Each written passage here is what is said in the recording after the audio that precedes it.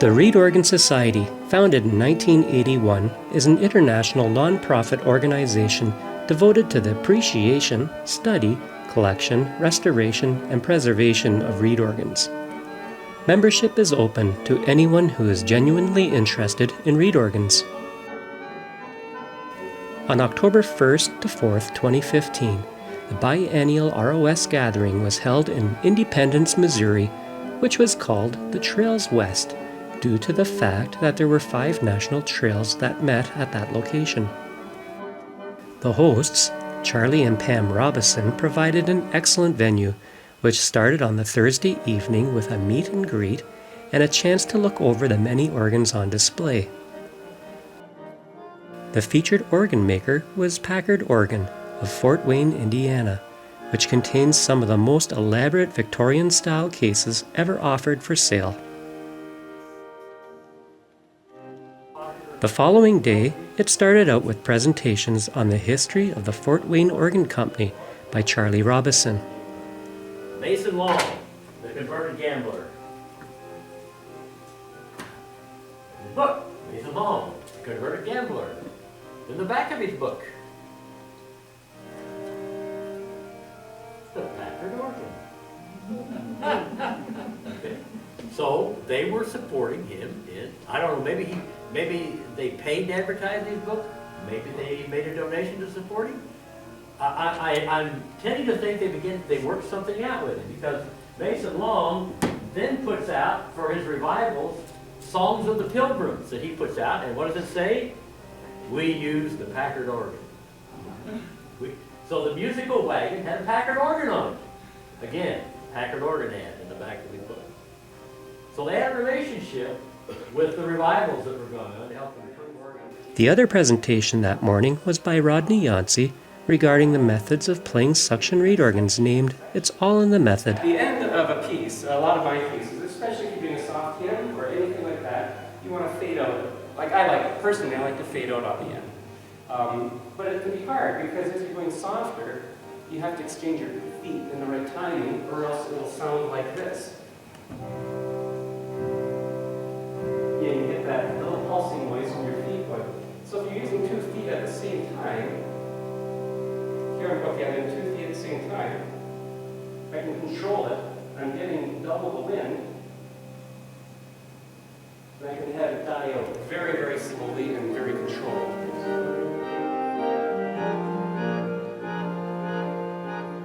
That afternoon, we were treated to a number of sights and experiences of the past. First, we toured the Jackson County Historic Truman Courthouse.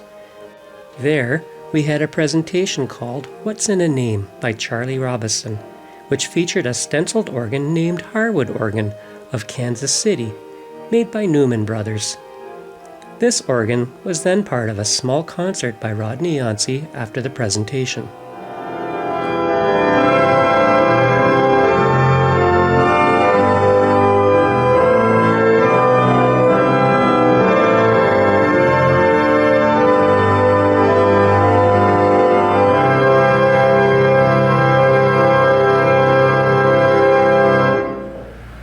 Next, we were given a tour of the 1879 Chicago and Alton Railroad Depot, where a few brave souls attempted to play the Windsor parlor organ in one of the rooms.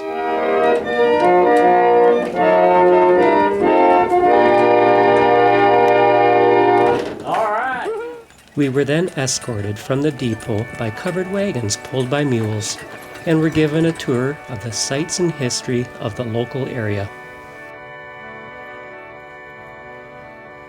When we arrived back at the depot, the sounds of portable reed organ music, a pulled pork and beans dinner completed our taste of long ago at the edge of the new frontier.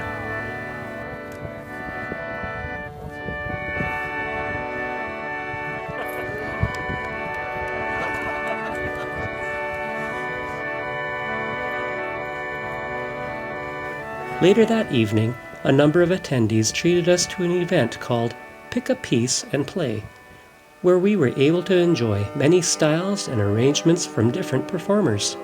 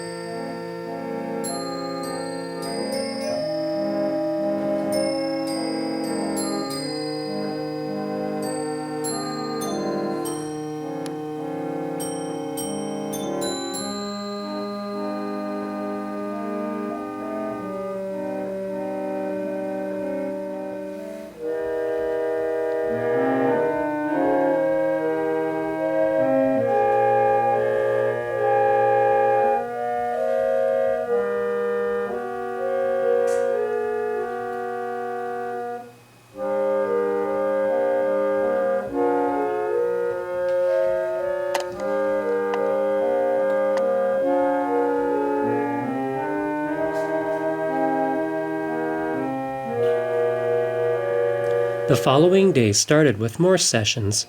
The first one was regarding the history, use, and registering organs on the ROS database by Don Swett, the database administrator. Our database started in 1986. It was started out kind of like a survey. Eugene Yeager had it from 86 to 93, and he registered almost 1,800 organs. It was an incredible amount of organs registered because it was all done by mail. I mean, there were a few people that were out and they'd see collections and would submit things. And I've looked through some of the old ones. And then there was a transition period from 93 through 94. And then Jim Tyler had it. I don't know if you remember how many years he had it or not, but it was quite a few years. He did it from about 2004 up to about 2006. Registered over 1,300 organs. The last session was called Quandaries, Queries, and Quarterlies, presented by Nelson Pease, with information about the ROS archives in Palmer, Massachusetts. All these very heavy UPS boxes, and we were excited to open them.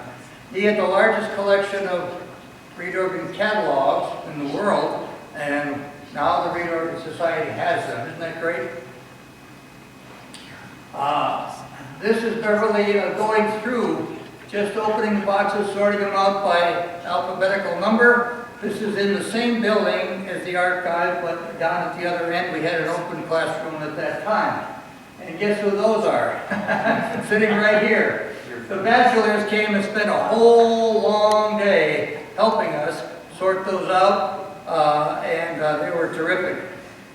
Of course, we couldn't stop Milt from reading everyone, especially if they were made in Massachusetts. Following the presentations, we transported back in time to Watkins Woolen Mill State Park and held a hymn sing at the 1871 Mount Vernon Baptist Church. Just like the other ROS gatherings, the singing was fantastic, led by Nelson Pease and accompanied by Beverly Pease at an SD portable organ.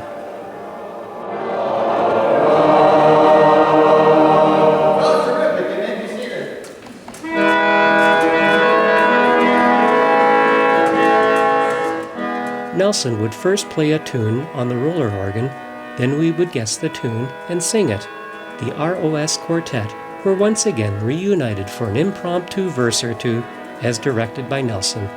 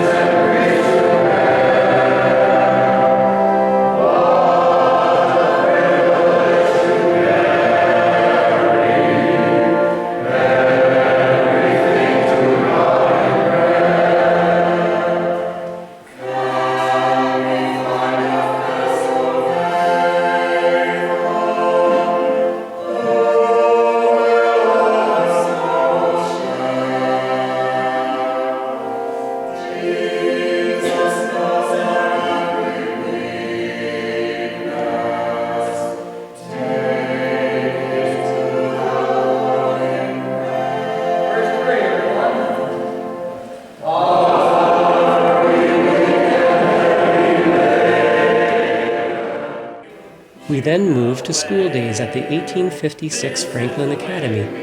Here we learned calisthenics from the late 1800s, which was not a hard challenge, but contained plenty of laughter, a little pandemonium, and a lot of fun for everyone.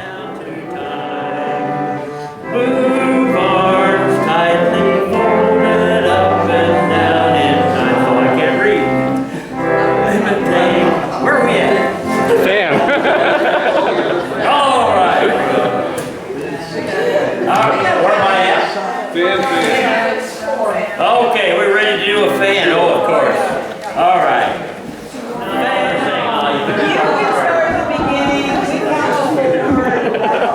We'll be off, she said. Hang on. All right, let's teacher speech. Let's go. This is an important exercise. Before the tour of the Watkins Mill and Homestead, we enjoyed lunch at the park shelter.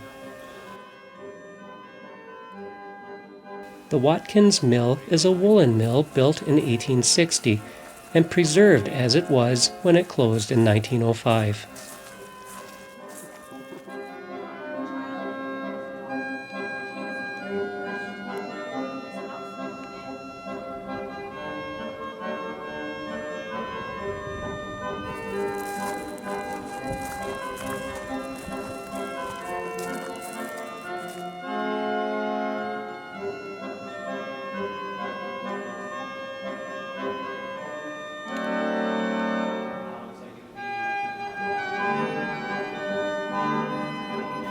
The day concluded with a light-hearted gathering called Christmas Around the Parlor Organ, where we joined in with songs, games, and stories that would have been part of Christmas at the time when reed organs were popular.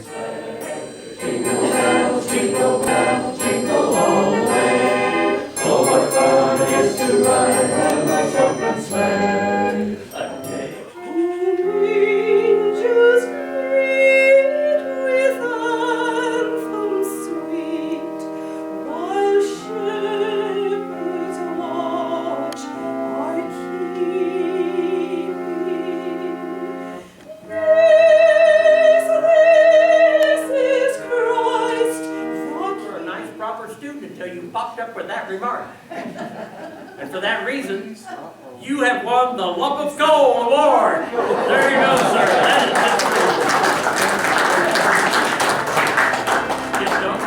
is The following day, we had a behind-the-scenes tour of the Casavant organ and the Aeolian Skinner pipe organ at the Community of Christ Temple and Auditorium at the World Headquarters. Here, we had the opportunity to listen and play some of the largest of pipe organs.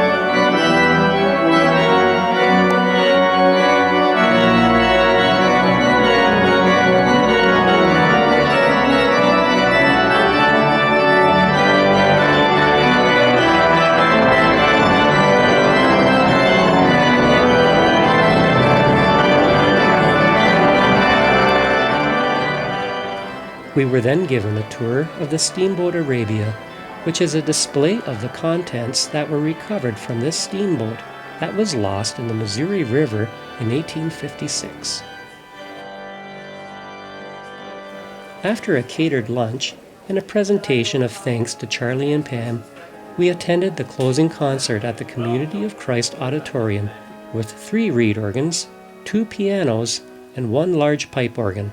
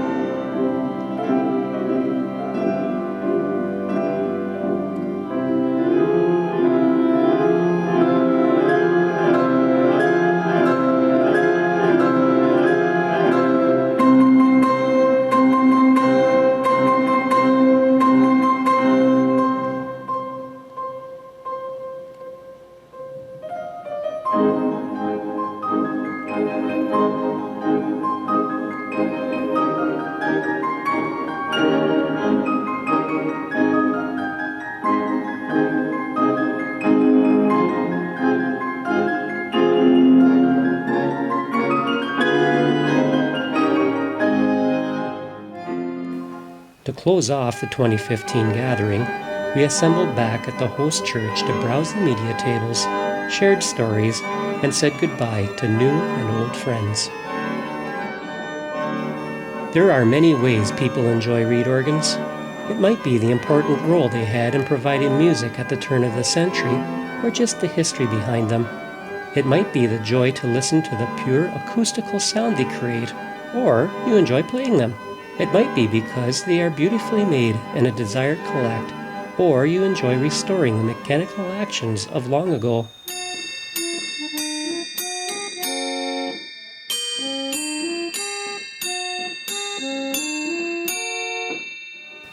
If any of these reasons are applicable to you, there is a place for you at the Reed Organ Society. Consider joining to be a part of like-minded people, where you will also receive the ROS Quarterly and more. For more information, visit www.reedsoc.org. Thanks for watching.